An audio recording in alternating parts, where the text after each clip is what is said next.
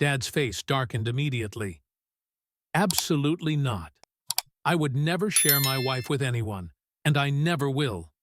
What kind of man do you think I am? David locked eyes with me, and I could feel panic rising in my chest. David, don't, I began, but he interrupted me. Hey, this is David. Bethany and I have been together for a year, and it's been the best 12 months of my life. She's the kind of person who brightens up any room effortlessly, with a quiet confidence and a sharp sense of humor that catches you off guard. We met at a friend's barbecue. She was balancing a plate piled high with ribs and potato salad, all while laughing and chatting with everyone around her. There was something about her that felt natural, like she belonged wherever she was. I'm an electrician by profession. I work long hours in heat, crawling through attics or dealing with blown fuses and outdated wiring. It's not glamorous, but it keeps the bills paid. Bethany, on the other hand, works in retail. She's on her feet all day, dealing with customers and trying to meet sales targets. We're not wealthy, but we manage just fine. We save where we can and treat ourselves to little things, like takeout on Fridays, while dreaming of one day owning a house. I didn't have much growing up.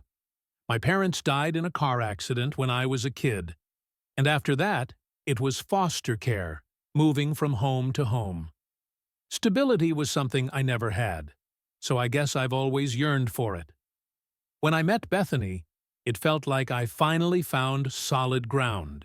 Her family accepted me as if I'd always been a part of it.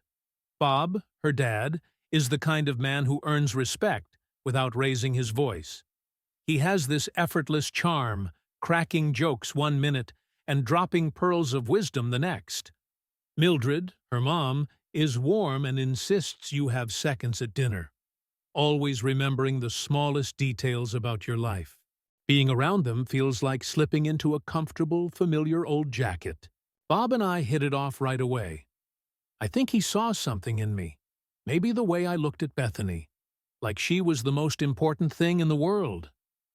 He started inviting me over for beers in the garage, where we'd tinker with old tools or fix random things that Mildred dug out of the basement. One Saturday, we spent hours fixing his broken lawnmower. By the time it sputtered to life, we were covered in grease and laughing like fools. "You've got good hands, David," Bob said, patting me on the back.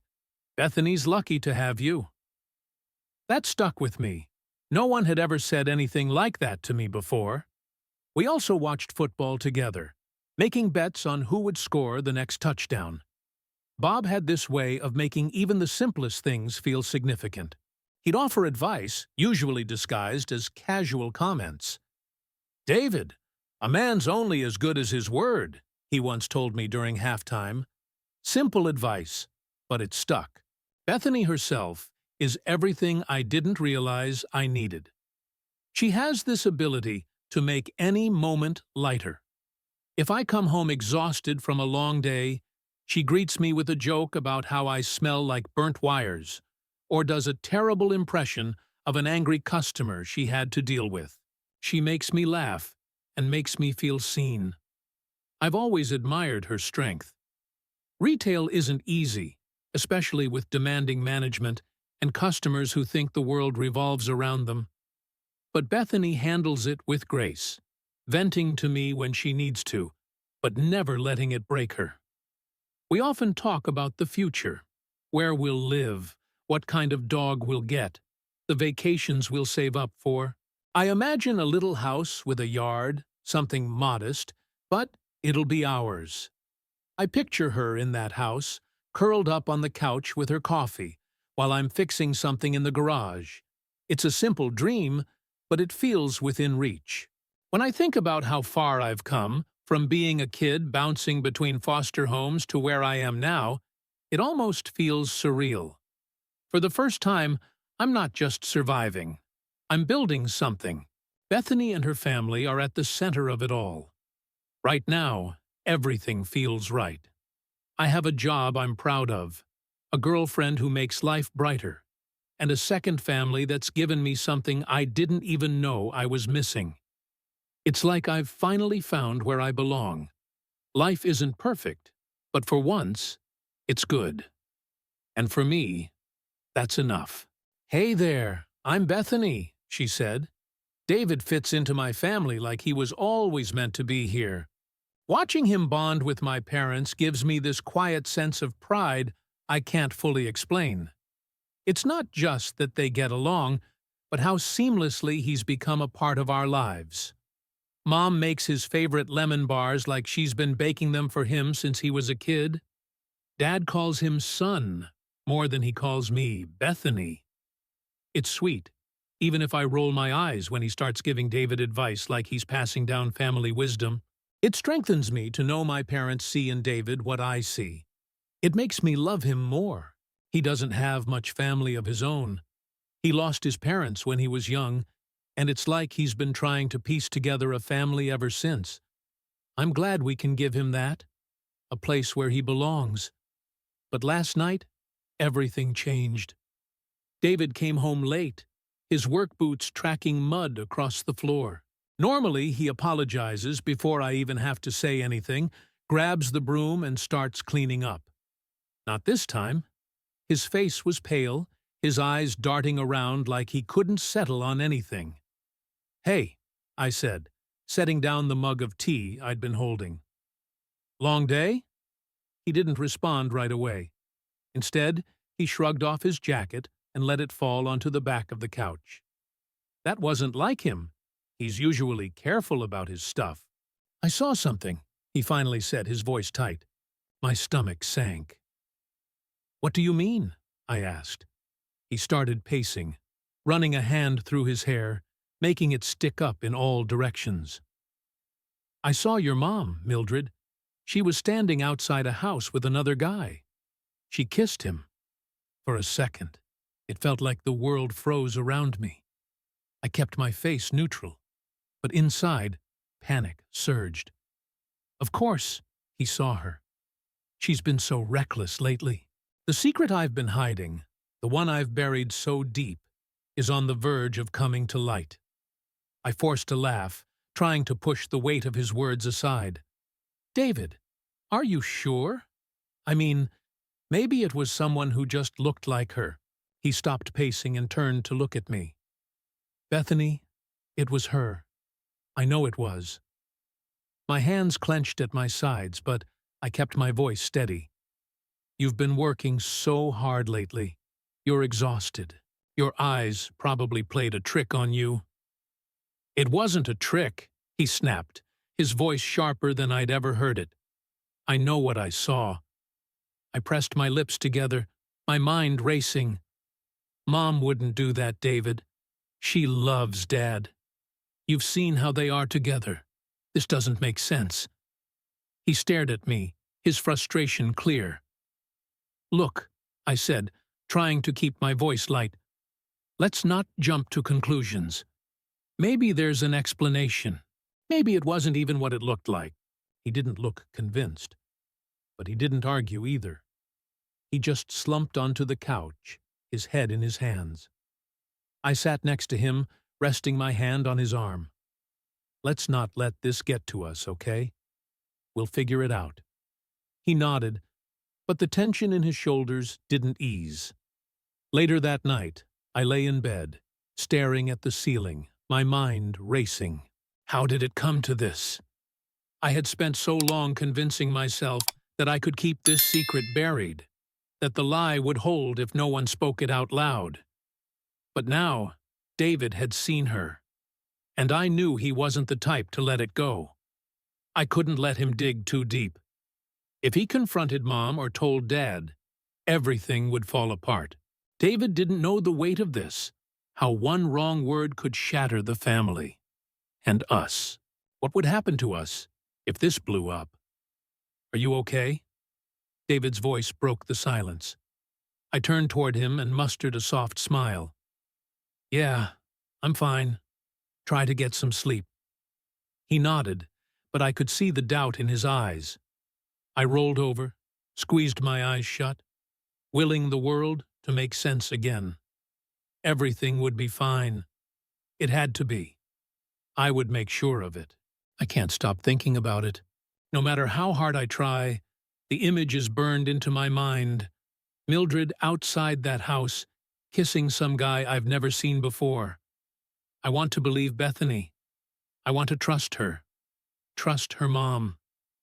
But every time I close my eyes, it's there again. Bethany keeps telling me I must have been mistaken, and I almost let myself believe her. She's good at calming me down, wrapping her words in soothing logic that makes me feel like I'm the crazy one. But deep down, I know what I saw. I know it wasn't a mistake. Still, I don't say anything else. I keep my head down, go to work, act normal. When we're at dinner with her parents, Bob cracks a joke about Bethany's bad cooking, and Mildred laughs like nothing is wrong. I laugh too, but it feels hollow. Every time I look at Bob, I feel a pang of guilt. He's a good man, the kind of man I wish I'd had as a father. He doesn't deserve this. A month goes by, and I start to wonder if I should just let it go. Maybe Bethany's right. Maybe there's an explanation I missed. But then, one evening, I'm driving home from a job in that same neighborhood. I spot her car. It's parked outside the same house. There's no mistaking it. That navy sedan with a bumper sticker for Bethany's college. My heart starts pounding. I pull over down the street, far enough that I won't be noticed, and turn off the engine. I sit there, gripping the steering wheel, debating what to do. Part of me wants to drive away, pretend I didn't see anything. But the other part, the part that hasn't been able to sleep since the first time, won't let me. So, I wait. About 20 minutes later, the front door of the house opens, and there she is.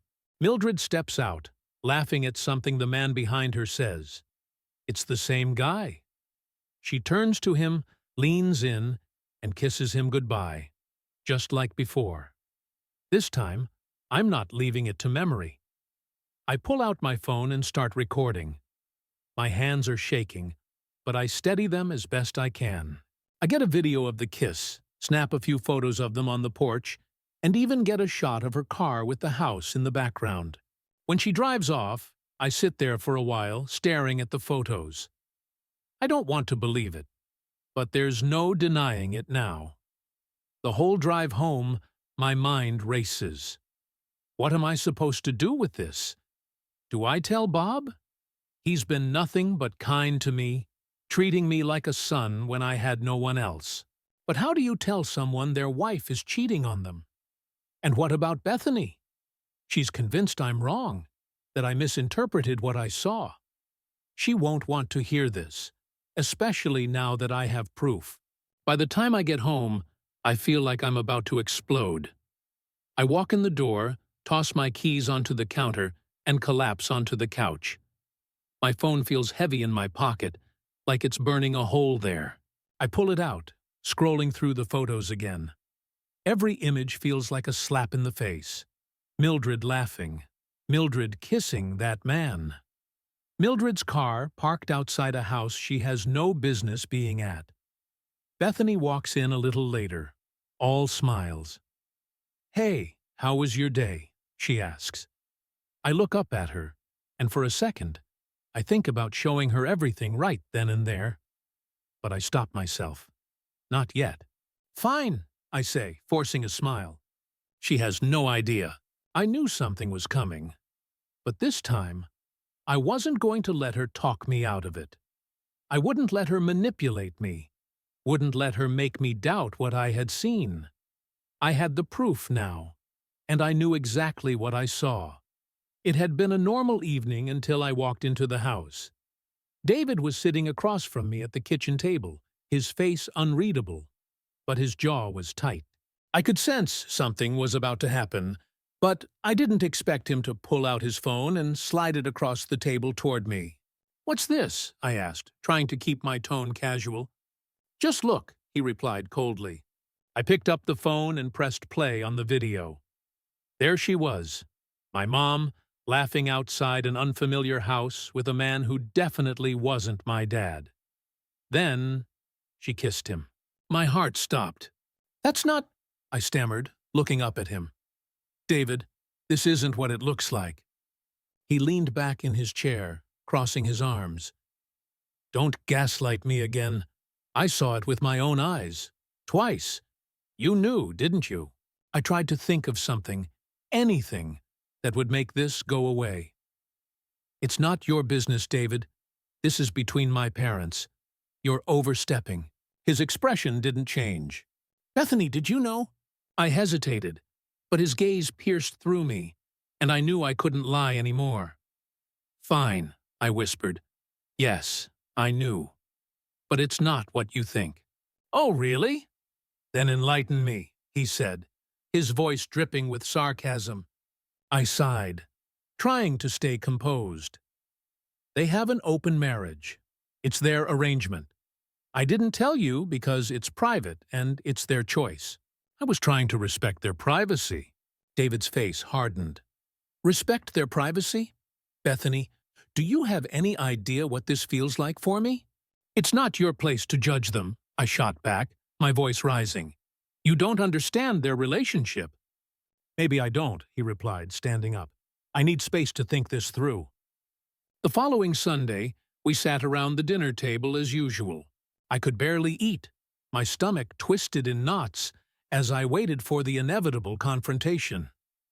David was calm, almost too calm, and that frightened me. Halfway through dinner, he casually asked, So, what's everyone's opinion on open relationships? I froze, my fork clattering onto my plate.